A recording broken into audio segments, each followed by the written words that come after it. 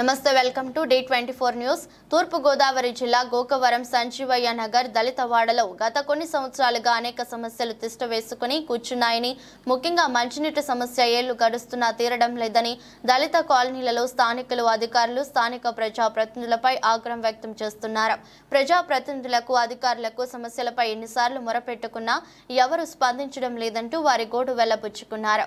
డ్రైనేజీలు, మంచినీళ్లు, అలాగే విద్యుత్ స్తంభాలు విరిగిపోయి ప్రాణాపాయం కలిగే పరిస్థితులు కనపడుతున్నా పట్టించుకునే నాదుడే కరువయ్యారంటూ ఆవేదన వ్యక్తం చేస్తున్నారు. ఎన్నికలలో ఓట్లు వేసి గెలిచిన నాయకులు కూడా ఇటువైపు చూడటం లేదని స్థానికులు ఆరోపిస్తున్నారు. ఇప్పటికైనా అధికారులు, ప్రజాప్రతినిధులు స్పందించి గుక్కెడు నీళ్లు ఇవ్వండి మహాప్రభు అంటూ నీళ్ల బిందెలతో నిరసన తెలిపారు. సమస్య పరిష్కరించకపోతే ఉన్నతాధికారులకు ఫిర్యాదు చేస్తామని స్థానికులు తెలిపారు. ప్రతిరోజు నిలిచిపోయిన మురికి నీటి వలన రాత్రి వేళల దోమలతో నిద్రలేక చంటి పిల్లలు, వృద్ధులు ఇబ్బందులు పడుతున్నారని, వెంటనే సమస్యను పరిష్కరించాలని అధికారులను కోరారు. విద్యుత్ తీగలు బాగా క్రిందకి వేలాడుతుండటంతో ఏ క్షణంలో ఏ ఉపద్రవం ముంచుకొస్తుందోనన్న భయంతో ఇక్కడ జీవనిస్తున్నామని స్థానికులు ఆవేదన వ్యక్తం చేశారు. మాకు నీళ్ళ కొరత వల్ల మేము మాట్లాడుతున్నామండి. మరి మాకు నీళ్ళు చాలా ఇబ్బంది అయిపోతుందండి. నీళ్ళ వల్ల చాలా ఇబ్బందులు పడితే మేము ఎంతో బాధలు పడుతున్నాము. మరి పిల్లలు కూడా నీళ్ళు లేక చాలా ఇబ్బంది అయిపోతుంది. మాకు నీళ్ళ కొరత తీర్చాలని మరి మోటార్ ఎన్నోసార్లు పోతుందండి. ఆ మోటార్ బాగు చేసి మళ్ళీ 4 రోజులు పోయిన తర్వాత మళ్ళీ మోటార్ పోతుంది.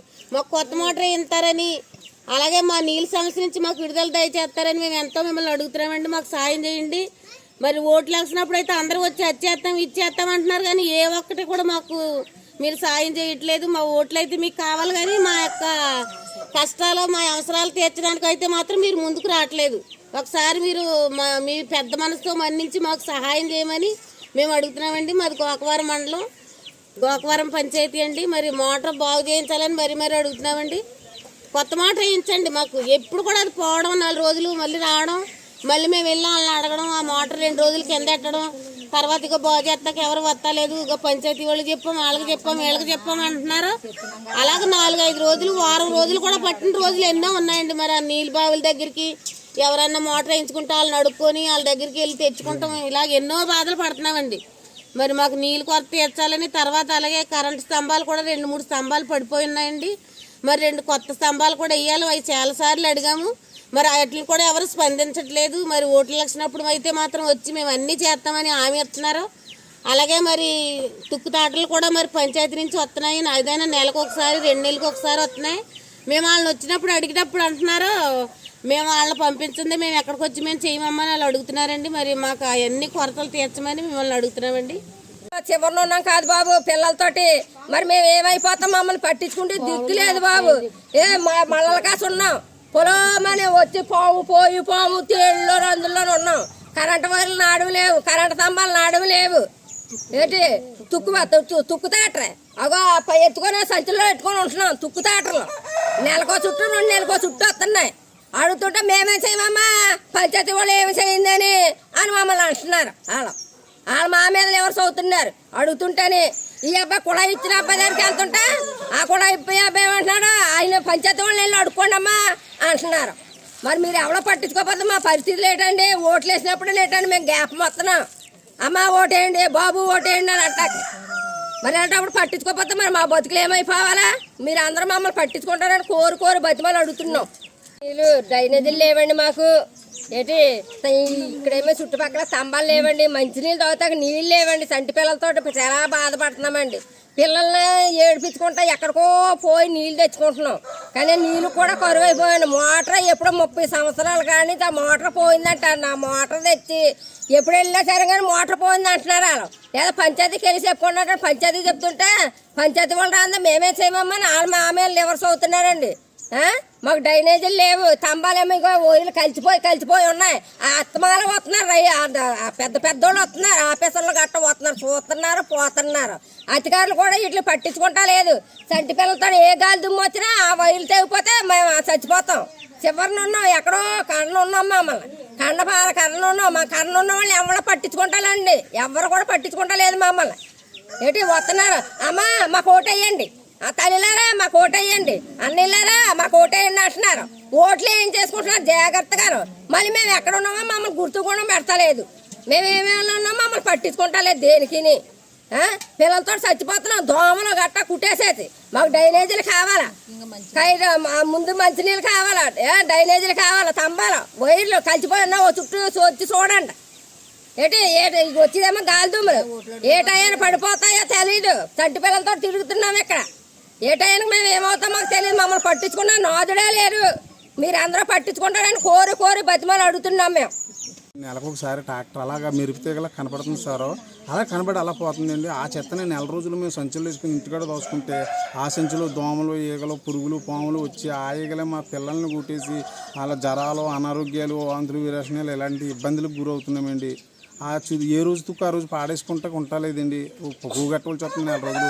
ఈ ఇంటి తుక్కు ఇంకో పక్కింటికాడ అయితే ఊరుకోరు కదా సార్. ఆ తుక్కును అలాగే పోగొట్టుకుని 4 బత్తాలు 5 బత్తాలు అయ్యేదాకా పోగొట్టి నెలకోసారి ఆ ట్రాక్టర్ వస్తే ఆ ట్రాక్టర్లో వేయవలసి వస్తుందండి. దయచేసి ఆ విషయం కూడా అధికారులు గమనించగలరండి. తర్వాత డ్రైనేజీ విషయాలండి. డ్రైనేజీలు అసలు ఈ ప్రతి ఏరియాకి డ్రైనేజీలు ఉంటాయి, కానీ ఒక సంజయనగరం అధికారులే కానీ ఎవరైనా సరే వచ్చి డ్రైనేజీలు చూడండి. ఒక డ్రైనేజీలు ఉండదండి. ఎక్కడ కలవాటు అక్కడే కట్టి వదిలేశారండి. ఆ కలవాటులో నీరు ఫుల్గా ఉంటుందండి. ఆ కలవాటులో నీరు ఎట్టి వెళ్ళడానికి ఉండదు. ఆ కలవాటులో దోమలు ఆ గుంపు కూడి ఆ దోమలే రాత్రులు బయటకు వచ్చి మా మీద ఈ దాడి చేయడం జరుగుతుంది. మరి ఇది కూడా ఆ కలవాటు నుంచి ఉన్న వాటర్ని బయటికి వెళ్ళిపోవడానికి కనీసం మీరు డ్రైనేజీలు కట్టించలేకపోతే బూదులన్న తీసి ఆ బూదుల ద్వారా వాటరే బయటకు పోద్ది. కింద ఏరియాలో ఎవరికైనా ఏదైనా సమస్య వస్తే ఇమీడియట్లీగా వెళ్ళి ఆ యొక్క డ్రైనేజీల మీద కానీ, వాటర్ సమస్యలు కానీ, వేరే సమస్యలు కానీ వాటి మీద వెంటనే మీరు ఫోకస్ పెడుతున్నారు. కానీ ఈ సంజయనగరం అనుభూతికి దళిత వాడని, వెనకబడ్డ కులం వారని మమ్మల్ని పట్టించుకోవడం మానేశారు. మరి అధికారులు ఉన్నారు, సర్పంచ్ నాయకులు ఉన్నారు. ఓట్ల ఎలక్షన్ నాడు వచ్చి ఓట్లు అడిగినండి మర్యాదపూర్వకంగా మంచి చాలా బాగా అడుగుతారు. మీకు వచ్చేస్తామంటారు, ఇచ్చేస్తామంటారు. మాకు సమస్యలు ఉంటే ఆ సమస్యలు మీకు చెప్పుకుంటేనే మా దగ్గరికి వచ్చి మమ్మల్ని పరిశీలిస్తారా? సమస్యలు లేకపోతే ఆ ఏరియాలో ఏ సమస్యలను కనుక్కోవడానికి మీరు రారా? ఓట్లు అడగడానికి వచ్చినప్పుడు వచ్చినట్టుగానే మా సమస్యలను కనుక్కోవడానికి మీరు రావాలా? సమస్య వస్తే మీరు ఎక్కడ ఉంటారో, ఏ ఏరియాలో ఉంటారో, ఏ పేటలో ఉంటారో, ఎక్కడ ఉంటారో మిమ్మల్ని ఎదుర్కొని రావాలంటే మాకు చాలా ఇబ్బందులకు మేము గురవుతున్నాము. అలాగే ఇక్కడ కరెంటు స్తంభాలు గట్టిగా ఉంటే కరెంట్ స్తంభం ఒకటి వచ్చి 8.5 అడుగులు 9 అడుగులు తంబాలు అయ్యి, గట్టిగా ఉంటే కరెంట్ స్తంభం ఒకటి వచ్చి 8.5 అడుగులు 9 అడుగులు తంబాలు అయ్యి చేతితో ఊరు పట్టేసుకోగలదు అంత హైట్లో ఉన్నాయి. చిన్న తంబాల సైజులు చిన్న తంబాలు అయ్యి రేపొద్దున గాలిదుములు ఏమొచ్చి ఆ తంబాలు పడిపోయి ఊరిలో పిల్లల మీద పడిపోయి ఎవరికన్నా ఆనని దానికి బాధ్యులు కూడా మరి ఉన్నత అధికారులే అవుతారు. 4 మొత్తం ఈ సంజయనగర్ పేటలో, తూర్పుపేటలో 6 తంబాలు ఎన్నో మొత్తానికి చాలా సన్న తంబాలు ఉరిగిపోయి ఉంటాయి. కావాలంటే మీరు వచ్చి అధికారులు వచ్చి పరిశీలించండి. ఇప్పుడు ఓట్లు వేసేసాం కదా, గెలిచేసాం కదా, మళ్ళీ వచ్చే సంవత్సరం దగ్గర చేసి చూద్దాంలే, అప్పుడు వాళ్ళకి 4 ఏవో పడజైతే ఓట్లు వేసేస్తారని వేరే ఉద్దేశంతో ఆలోచించకుండా మంచి మనసు కలిగి మా దళిత వాడపై మీరు స్పందించి కొద్దిగా మమ్మల్ని చూసి మా తంబాలు, మా డ్రైనేజీలు, మా సమస్యలు పరిష్కరించి మాకు అక్కడ స్కూల్ దగ్గర కొద్దిగా కొత్త మోటార్ వేసారంటే మేము కొద్దిగా ఇబ్బంది. మాది గోకవరం మండలం, సంజయనగరం, గోకవరం పంచాయతీ అండి. గోకవరం పంచాయతీ ఉన్నతాధికారులకి, సర్పంచ్ గారికి, సెక్రటరీ గారికి నమస్కరించి మాట్లాడుతుందండి. ముఖ్యంగా మాది సంజయనగరం అండి. సంజయనగరం మినిమం 1500 కుటుంబాలు పైబడి ఉంటాయి సార్. ఇక్కడ మాకు వాటర్ కొరత బాగా ఎక్కువైపోయిందండి. సంజయనగరంలో 30 సంవత్సరాలు పైబడి మోటార్ అండి అది.